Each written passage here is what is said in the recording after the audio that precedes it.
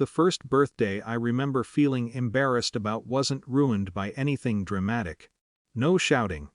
No forgotten cake sitting sadly on a counter. It was quieter than that. My mother simply scheduled a dentist appointment for herself that afternoon and asked if we could celebrate properly another time. Another time never came.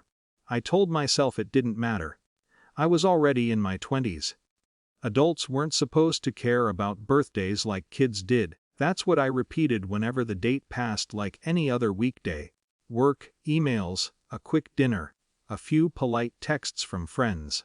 But it wasn't the day itself that stayed with me. It was the pattern.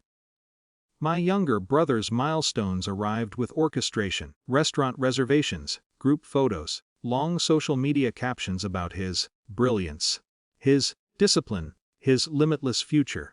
My own life updates were received like cautious financial briefings. Are you stable right now? Do you have savings? Freelance isn't permanent. You should think long-term like your brother. I learned to present my life in softened language. Smaller numbers, safer words. Nothing that sounded like risk, even when risk was exactly what had carried me forward. Eventually, I stopped presenting it all. Distance didn't arrive as a grand decision, it accumulated quietly. Fewer calls returned, messages answered hours later, then days. I stopped volunteering information. When conversations drifted toward comparison, I let silence end them. It wasn't punishment, it was fatigue. Somewhere in those quieter years, my life stabilized in ways they never saw. Contracts turned into retainers. Retainers turned into a business structure. Savings became investments.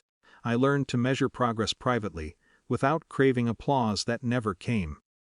The loneliness didn't vanish. It just became familiar, like background hum.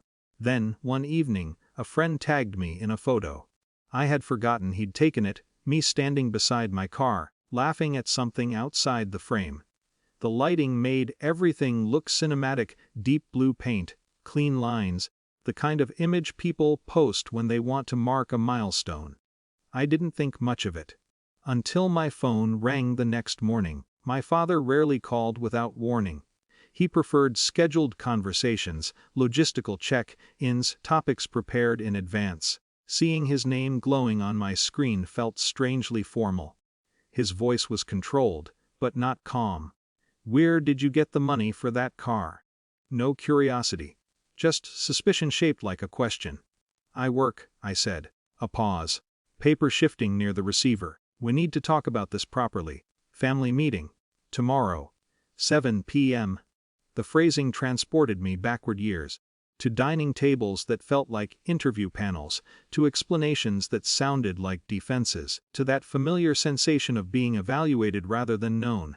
For a moment, old reflexes stirred. The instinct to attend, to justify, to present spreadsheets of proof like exhibits in a quiet trial. But something felt different now. The distance I'd built wasn't just emotional, it was structural, practical, intentional. I wasn't dependent anymore. That night I barely slept, not from fear but from a dull recognition if I went, the roles would remain intact. Concern would disguise control. Questions would mask judgment. And I would shrink myself again just to keep the peace. By morning, the decision felt less dramatic than I expected. I sent a short message declining the meeting. No accusations, no speeches, just a boundary stated in neutral language. My father responded within minutes. Then again, calls followed. My mother sent a long text about misunderstanding, about family unity, about how things looked worrying from the outside. The urgency in their messages contrasted sharply with the stillness in my apartment. For years, I had tried to earn calm through explanation. Now calm existed without their approval. The real shift happened a week later. I received a formal email from a financial advisor my parents had used for years. Polite tone, professional formatting. He explained that my father had requested a review of potential shared financial exposure connected to me. There wasn't any. I replied with documentation, incorporation papers, independent tax filings, asset separation records. Everything organized, time-stamped, undeniable. 2 days later, The advisor responded with a brief confirmation there were no financial ties. No liabilities, no shared obligations. The message was dry, administrative. But it carried weight. For the first time, an external authority had quietly verified what I'd known all along. My life was structurally separate from theirs. Not rebellious, not irresponsible. Independent in the most literal sense. After that, the calls stopped, not abruptly, just less frequently. The tone changed too. Fewer directives. More careful phrasing. Conversations stayed on neutral ground, weather, health updates, distant relatives. No one mentioned the car again. What lingered instead was something harder to name. Grief doesn't always arrive as tears. Sometimes it's the absence of a future you kept assuming might still materialize. I had imagined that success might soften them. That stability might translate into respect. That one day they would look at me without comparison in their eyes. That version of family never quite formed. And yet, I didn't feel victorious. Relief came first, a lightness in not bracing for evaluation. A sense of control over my own narrative. But alongside it lived a quieter sadness for conversations we would probably never know how to have. I still think about that birthday sometimes, how small it seemed on the surface. How easy it would have been to dismiss. But neglect isn't always loud. Sometimes it's the steady erosion of being seen. These days, my birthdays are quiet by choice.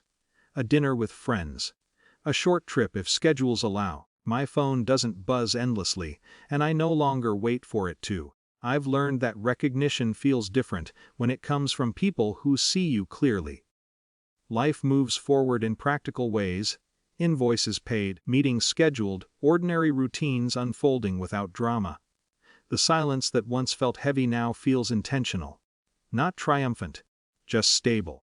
And in that stability, I've found something that doesn't require permission to exist.